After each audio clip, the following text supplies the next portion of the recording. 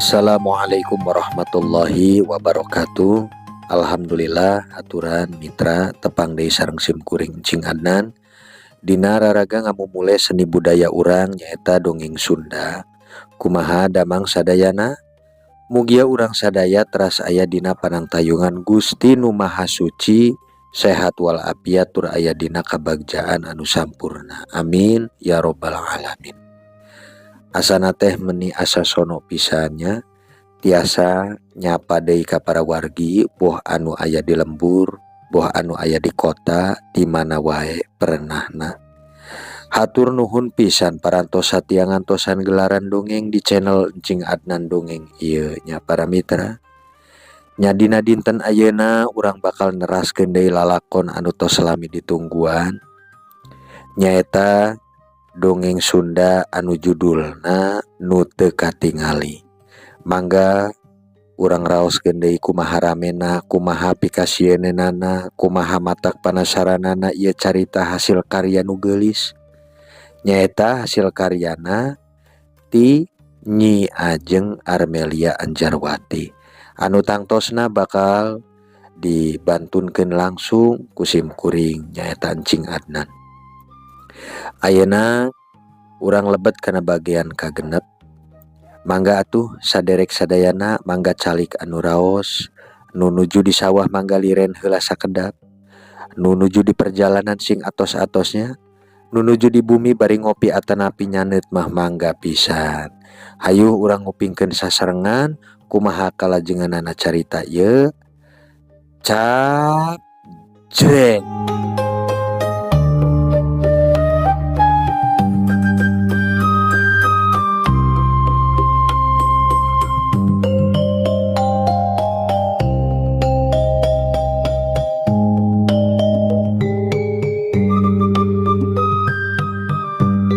Para mitra kaum dangu, kaayaan di jero saung Mang Saliman harita bener-bener sime. Nandaan yen aya hiji Rusiah anu bade kabuka dina wanci nu geus kasebut Peuting Jempling. Wanci harita sora anjing nu tadi jalingkak teh ujug-ujug jempe diganti ku sora hiliwirna angin gunung anu mawa hawa tiris nyecep kana sungsung balung. Ngagambarkeun yen kaayaan teh kacida pikasieunana pikeun jalma anu boga dosa. Mangkarta anu keur nangtung bari nyepeng gagang panto ngarasakeun sakujur awakna ngadegdeg. Curugna anu bareuh teh karasanya nyautan, tapi rasa sieun dina dadana leuwih gede. Nembongkeun yen manehna teh sanyana macan siap nyang hareupan balukar tina polahna sorangan para mitra. Saha di luar? Ceuk Mangkarta. Sorana semu ngageter, halisna ngerut. Ngudag tanda yen manehna teh jalma anu keur aya dina pucuk kabingung. Manehna neuteup ka Mang Saliman, tapi anu diajak ngobrol mah ngan saukur anteng, neuteup tasbih, nyirikeun yen manehna gaduh katenangan anu taya tandingna para mitra. Anu keur lalaunan muka panto, Mangkarta nahan napas. Nalika panto saung muka saeutik, cahya cempor anu tadi sakapeung hurung sakapeung pareum mabra nyaangan hiji sosok anu nangtung ngajega di hareupeunana. Tetela eta sosok teh seorang awewe anu awakna leutik rengkoh, make samping kebat anu geus rada kuleuheu sarta disampingkeun kana sirahna pikeun nahan tiis. Ngalambangkeun yen kapeurih hirup anu nyata para mitra. Mangkarta mureleng, panonna molotot nunjukkeun yen manehna keur kaget anu luar biasa. Nyai Ipah, ceuk Mangkarta sorana meh teu kaluar. Ngajelaskeun yen manehna teh ibarat jalma anu kakara nempo jurig di beurang poe. Manehna mundur salengkah, sukuna ngait kana palupuh nepi ka meh bae labuh upami teu ditahan ku tihang saung. Nyai Ipah, pamajikanana anu salila ieu ditinggalkeun di desa Gejogan, nangtung di dinya kalayan beungeut anu sepa, mastikeun yen kacapena geus nepi kana watesna. Panonna anu carindakdak teh neuteup Mangkarta kalayan hiji paneuteub anu jero. ngungkapkeun yen aya kakeheul anu pacampur jeung kadeudeung nu hese dicaritakeun. Akang, akang bet aya di dieu, ceuk Nyai Ipah. Sorana peurah. Ngabeberah yen ieu teh kapeuriha teh saurang pamajikan anu ditinggal-tinggal bari teu dibere nafkah lahir para mitra. Manehna leumpang lalaunan asup ka jero saung. Lengkahna berat, ngartikeun yen manehna teh geus leumpang jauh pisan mapai gunung sarta leuweung. Jang Dedi anu tadi waspada ayeuna mah nurunkeun bedogna. Manehna neuteub ka Nyai Ipah kalayan rasa karunya. Maicih oge buru-buru nangtung. Manehna nyamperkeun Nyai Ipah, terus nungtun lalaunan sangkan diuk dina palupuh. Kaayaan di jero saung robah jadi suasana kasedih anu kacida jerona.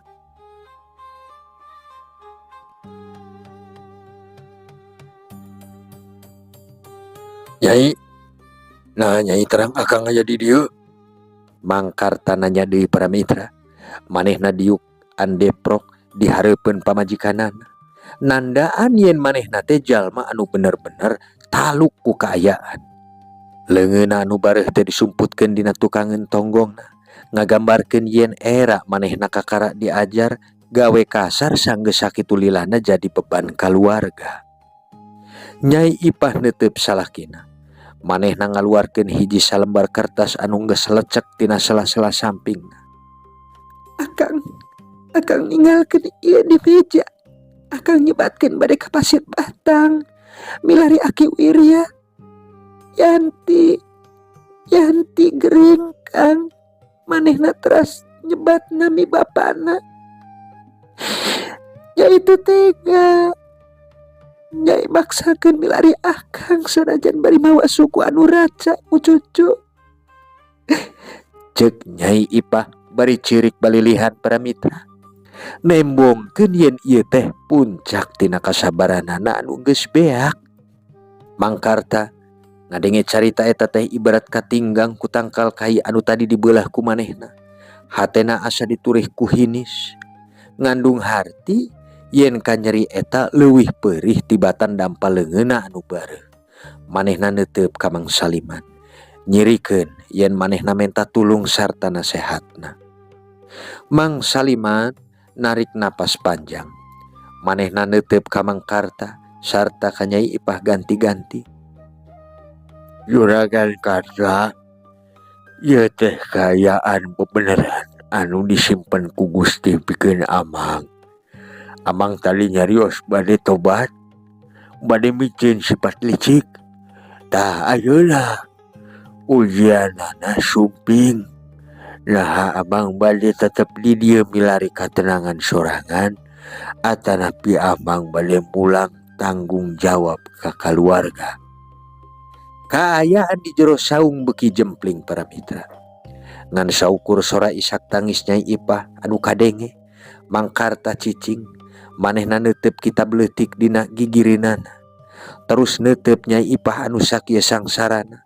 Manehna sadar yen tobat teh lain ngan saukur micieun kasombongan di hareupeun batur, tapi oge ngomean ruksakna kulawarga anu dijieun ku polah manehna sorangan. Nyai, hampura akang Nyai, ceuk Mangkarta lalaunan. Manehna nyepengan leungeun Nyai Ipah anu kasar belas gawe sarabutan. Ngalambangkeun yen kasadaran anu bener-bener murni. Akang geus salah, akang geus jahat ka Nyai jeung Yanti. Akang janji Nyai, akang bakal mulang. Aduh, tapi akang sanes Mangkarta anu baheula anu licik sarta hipokrit Nyai.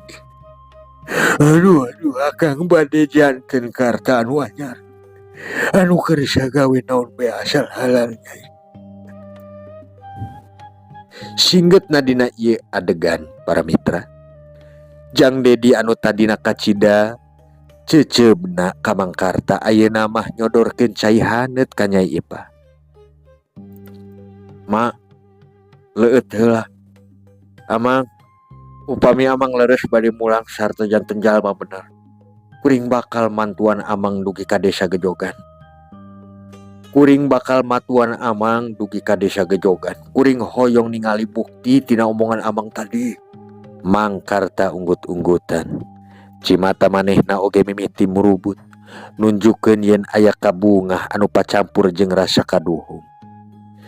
Singget akhirna di jero saung harita teh dipungkas ku sora amin tina bibir Mang Saliman. Ngajelaskeun yen hiji jiwa anu sasar geus mimiti manggihan jalan mulang anu bener para mitra.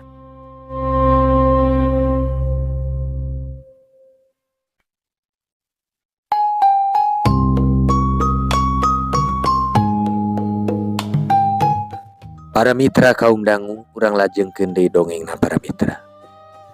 Kaayaan di jero saung Mang Saliman harita beuki katingal semu kingkin. Nandaan yen aya hiji kasedih nu jero keur ngancik dina dada kulawarga anu nuju karumpul di tengah peuting jempling. Wanci harita jagat pasir batang saolah milu milara. Sorat ciak anu pating kalices tina sayangna ngagambarkeun yen kaayaan teh pinuh ku kabingung. Mang Karta diuk tungkul. Dua leungeunna anu tadi dipake meulahan kai teh katembong beuki bareuh sarta katingal beureum semu biru. Nembongkeun yen manehna teh leres-leres can biasa kana gawe kasar anu merot tanaga. Di hareupeunana Nyai Ipah masih keneh nyang saya bari nyusutan cimata ku tungtung sampingna. Ngandung harti yen ieu teh kapeurih saurang indung anu nuju nyimpen beban kacida beratna para mitra. Nya anu keur neuteup kalangkang cempor dina bilik, Mang Karta lalawunan ngangkat sirahna. Beungeutna anu biasana katembong sombong sarta sok nampilkeun sorot yen manehna teh jelema suci, ayeuna mah katembong kuleuheus sarta pinuh ku rasa kaduhung. Nyai, upami leres yanti nuju sakarat, akang moal tiasa tenang cicing di dieu. Akang kedah mulang ayeuna keneh. Ceuk Mang Karta. Sorana semu serak. Mastikeun yen aya rasa tanggung jawab anu nembe pisan hudang tina sarena anu lila. Nyai Ipah neuteub salakina bari rumek panonna ku cimata. Manehna nempo parobahan dina beungeut Mang Karta. Nyirikeun yen aya hiji cahaya anyar dina sanubari salakina sanajan kaayaan keur poek buta rajeng. Akang, nah keur salempang mapai leuweung dina wancik ieu. Kaayaan di luar teh sakieu poekna. Angin gunung oge ngabebeurah yen bade aya hujan ageung, Kang. Ceuk Nyai Ipah bari nyekel leungeun Mang Karta anu karasa panas. Ngajelaskeun yen salakina teh sanyana nuju muriang balas kacapean para mitra.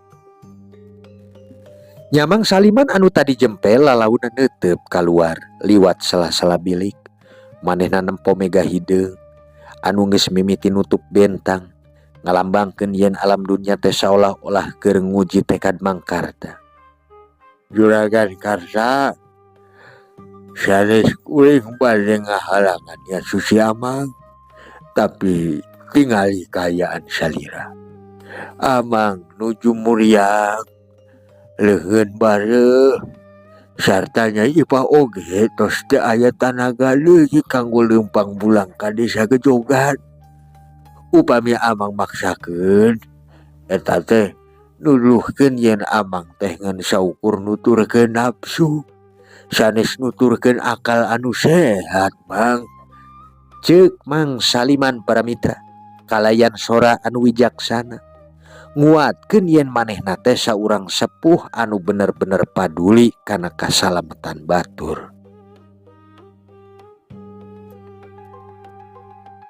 Jang Dedi anu nuju nyarande kana tihang saung bari metik ucing leutik anu aya dina lahunanana.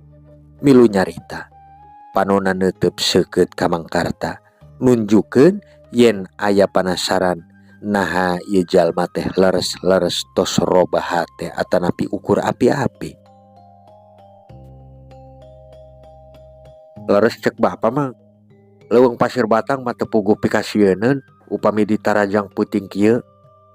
Seueur sasatoan galak sarta jalan teh bakal leueur pisan upami katarajang hujan. Mending urang ngantosan subuh bari ngumpulkeun tanaga. Mangkarta ngarenghap panjang para mitra.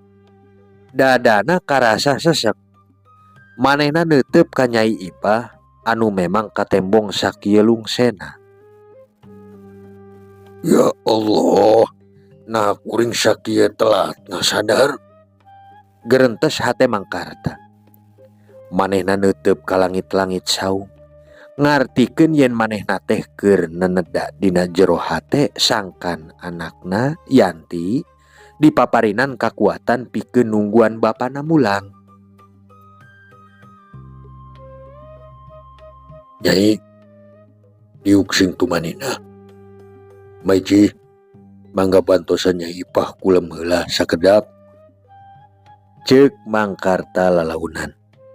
Manehna nyandak cai herang tina kendi, terus dipasihkeun ka pamajikanana. Nyai Ipah nampi cai eta bari paneteupna nunjukeun rasa nuhun anu kacida jerona.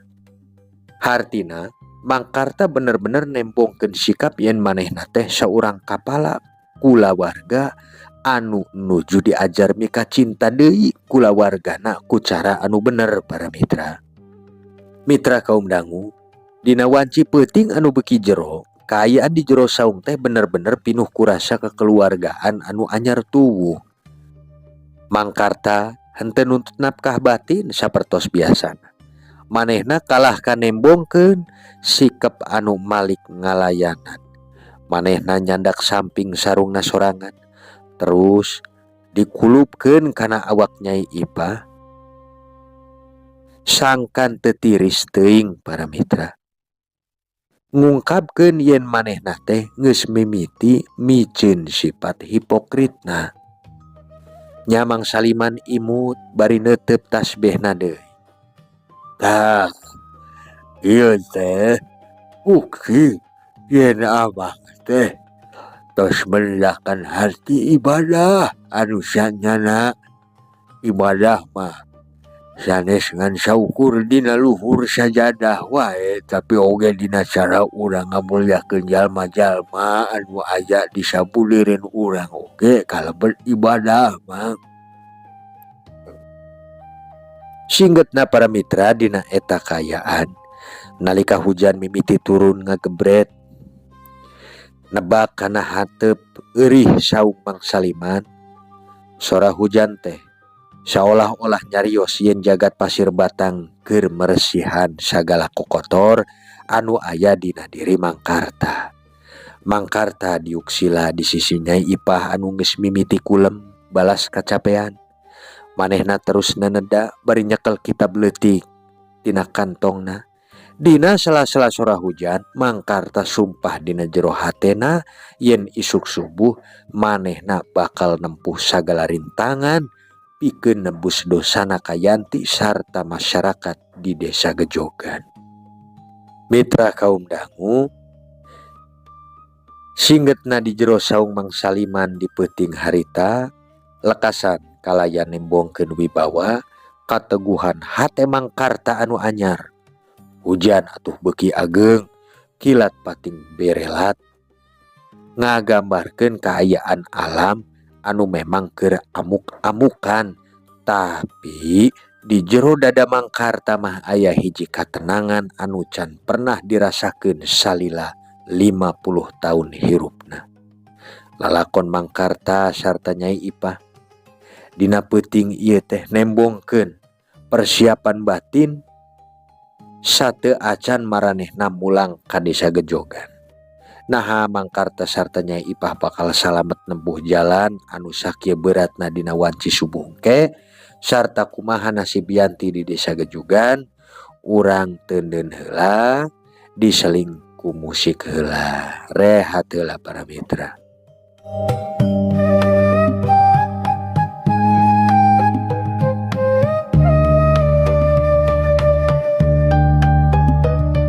Para mitra kaum dangu, urang lajengkeun dongengna. Kaayaan di sabudeureun saung Mangsaliman harita geus mimiti robah rupa. Nandaan yen alam dunia teh geus ampir lekas. yang harapan poekna peuting sarta bade diganti kurasa braina cahya pajar anu nembus kana sela-sela halimun gunung. Wanci subuh harita sora hayam leuweung geus mimiti pating lambrat tina dahan tangkal anu luhur, ngagambarkeun yen kaayaan teh mawa sumanget anyar sanajan hawa nyecep keneh kana sungsum. Di jero saung Mang Karta geus hudang pangheulana. Manehna diuk sila bari neuteup kana pantos saung anu masih keneh nutup, nembongkeun yen manehna teh jalma anu keur neguhkeun tekad dina jero dadana. Leungeunna anu bareuh sarta katingali Paul balas meulahan kai tadi teh ayeuna mah geus rada mendingan sanggeus diulas ku minyak keletik pamasihan maicih. Sanajan rasana mah masih keneh nyanyautan mawa kapeurih da para mitra anu keur nyiapkeun buntelan lawonna. Mang Karta neuteup ka Nyai Ipah anu nembe pisan lulungu. Beungeut Nyai Ipah katembong sepakeneh ngandung harti kapeurih sarta kacape leumpang mapai gunung teh can bener-bener leungit tina awakna. Mang Karta nyampeurkeun terus diuk andeprok di hareupeun pamajikanana mastikeun yen manehna teh jalma anu leres-leres geus miceun jubah kasombonganana. Nyai, geus subuh.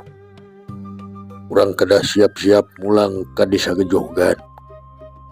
Akang hariwang pisan kana kaayaan Yanti di ditu. Ceuk Mang Karta. Sorana lalaunan pisan nyirikeun yen aya kadeudeuh anu tulus sarta henteu dijieun-jieun sapertos baheula para mitra. Nyai Ipah neuteup salakina bari ngajengkat diukna. Manehna neuteup panon Mang Karta neangan sesa-sesa kalicikan anu biasana sok aya di dinya, tapi ayeuna mah ngan saukur aya sikap kajujuran sarta kasedih. Kakang, nah akang leres-leres kuat lempang tebih. Ningali leungeun akang, apan kaayaan bareh sakitu ageungna. Sarta kaayaan di luar mah masih kena halimun kandel, Kang. Ceuk Nyai Ipah bari nyekel dampal leungeun Mang Karta. Ngabeberah yen ieu teh kahariwang saurang pamajikan anu leres-leres nyaah. Mang Karta seuri leutik. Imutna mawa cahya kateguhan hate anu can pernah katingali ku Nyi Ipah salila puluhan tahun rumah tangga. Nyai, kapeurih dina leungeun mah teu sabaraha dibandingkeun peurih hate akang upami teu tiasa nembus dosa ka hideuk sarta ka Yanti. Hayu urang mangkat subuh kieu sangkan urang dugi ka Gejogan sateu acan panon poe lingsir ngulon. Harita Mang Saliman sarta Jang Dedi geus kaluar ti kamarna. Mang Saliman mawa hiji iteu kai anu tegesna kuat sarta luhur ku ajen, terus dipasrahkeun ka Mang Karta para mitra. Juragan, punten, ieu iteu kanggo mantuan salira leumpang. Leuweung pasir batang saatos hujan teh bakal leueur pisan. Janten kedah hati-hati.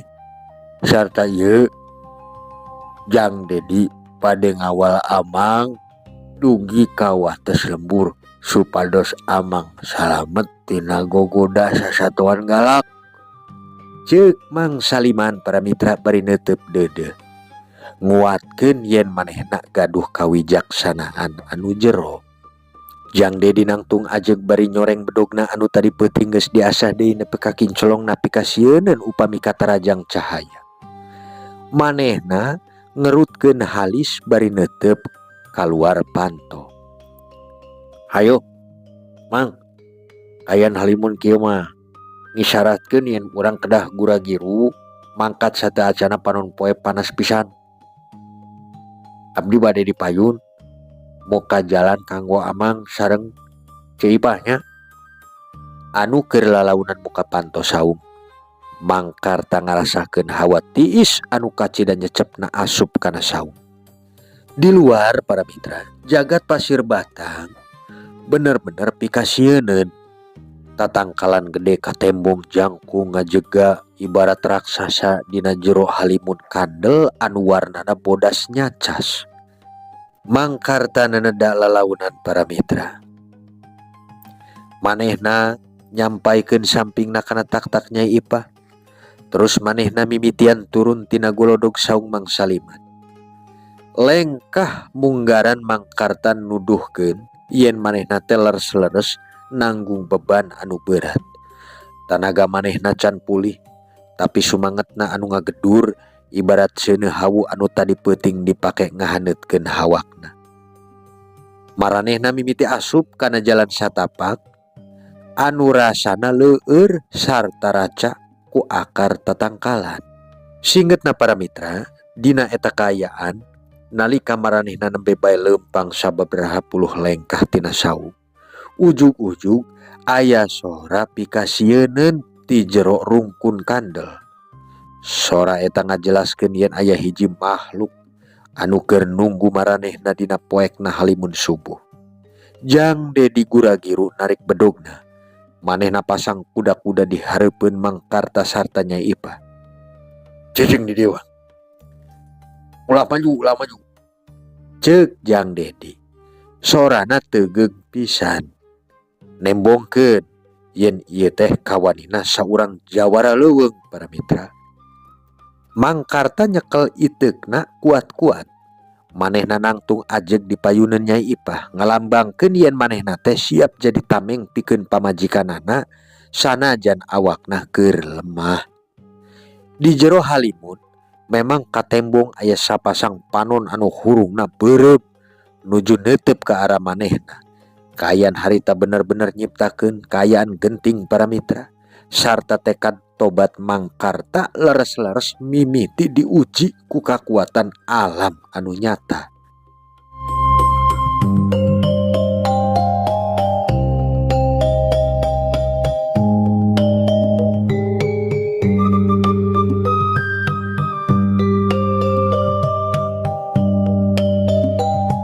Para mitra kaum dangu, wanci subuh harita halimun nu bodas nyacas kawas kapas teh bener-bener nutupan pamandangan di sabudeureun leuweung pasir batang.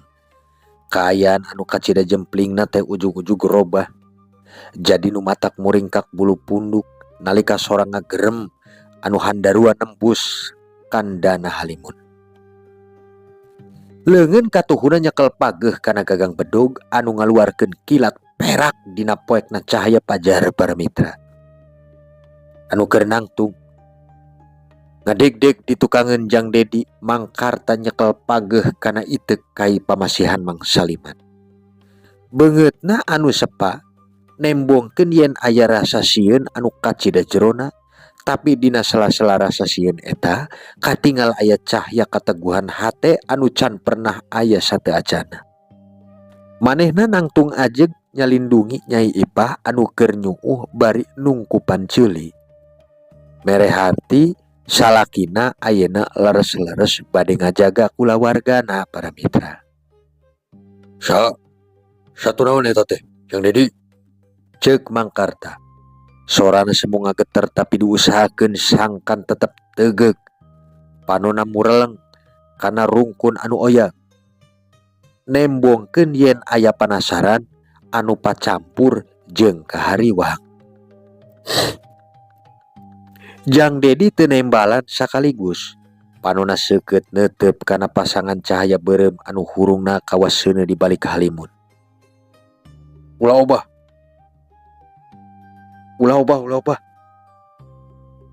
Mang. Ieu mah nandaan yen aya maung lodaya ieu anu nuju milari mangsa. Sigana mah kaganggu ku lengkah urang. Walon Jang Dedi lalaunan. Sorana ngagambarkeun kawaspadaan anu kacida luhurna para mitra. Anu keur lalaunan mundur, Nyai Ipah nahan napas nepi ka dadana karasa sesek. Kaayaan harita bener-bener nyiptakeun suasana genting. Sora hujan anu nembe bae raat ninggalkeun sora titik-titik cai tina dangdaunan. Nambah nguatkeun yen alam dunia teh keur milu nyaksian ujian keur Mangkarta. Mangkarta sanajan leungeunna nyanyautan balas bareu, malah beuki maju ka hareup saeutik. Mastikeun yen manehna teh gaduh kawanina saurang imam kulawarga anu sanyana. Nyai baca doa. Urang nenedak kanu Maha Kawasa. Ceuk Mangkarta bari mimiti mapatkeun ayat-ayat suci ku sora anu halimpuh.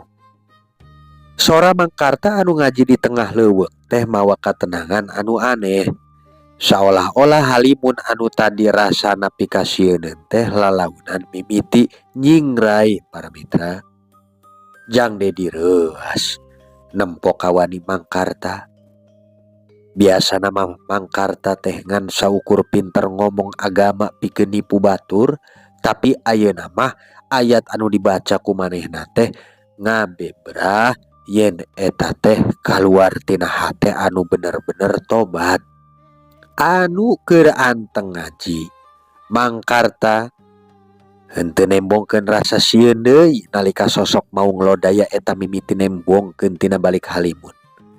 Awakna gede, buluna warnana koneng belang hideung anu kacida endahna tapi pikasieun. Maung eta ngagerem deui, tapi anehna satos ngadangu sora ngaji Mangkarta eta maung teh kalah kacicing sakedap. Panona anu tadi nampilkeun sorot galak teh lalaunan mimiti katingali leuwih tiis. Eta sato luhur teh unggek sakali. Jiga anu ngarti yen jalma anu aya di hareupeunana teh leres-leres keur dina jalan bebeneran. Teu lila eta lodaya teh malik terus luncat deui kana jero rungkun kandel, ngisyaratkeun yen ancaman teh geus lekasan para mitra. Mitra kaum dangu, Jang Dedi ngarengha panjang. Bedogna dilebetkeun deui kana sarangka. Manehna neuteup ka Mangkarta kalayan rasa hormat anu anyar. Leres, kuring percaya ayeuna mah amang tos robah. Kayan tadi teh bukti yen alam oge ngajenan ka jalma anu leres-leres tobat mang. Mangkarta leuleus sukuna nepi ka andeprok dina taneuh anu baseuh. Nyai Ipah buru-buru mangku salakina. Paneteupna nunjukkeun ka bungah anu kacida badagna sabab maranehna salamet.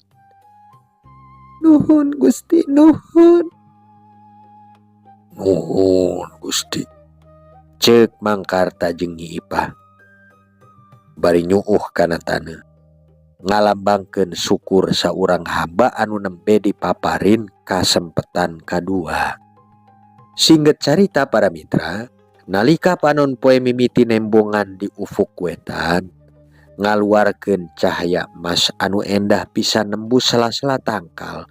Kaayaan harita bener-bener nandaan yen poe anyar keur dimimitian pikeun maranehna.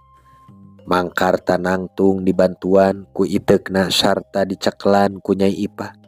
Maranehna siap neruskeun perjalanan ka Desa Gejogan kalayan kapercayaan diri anu anyar. Aduh para mitra hampura, hanjakal pisan ieu teh para wargi kaum dangunya. Lalakon nu teu katingali bagean kagenep teh kapegat kuaktos. Niat mah hoyong diteraskeun, namung jam parantos nunjukeun kedah mungkur ieu teh. Hapunten nya anu kasuhun pisan ieu teh nya para mitra. Mugia dinten enjing urang tiasa tepang deui dina bagian ka-7. Urang antosan wae nya para mitra. Wilujeng kantun. Wassalamualaikum warahmatullahi wabarakatuh.